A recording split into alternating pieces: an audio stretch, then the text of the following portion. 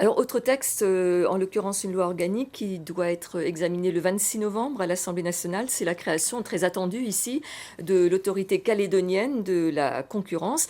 Alors il y a un point qui reste en suspens, qui est important, comment cette autorité, pourra-t-elle vraiment être indépendante? Sinon elle ne sera pas utile. Absolument, et il faut absolument qu'elle soit indépendante et impartiale. C'est un gendarme de la concurrence, cette autorité administrative indépendante. Elle est le pendant de la loi antitrust qui a été votée fin 2013.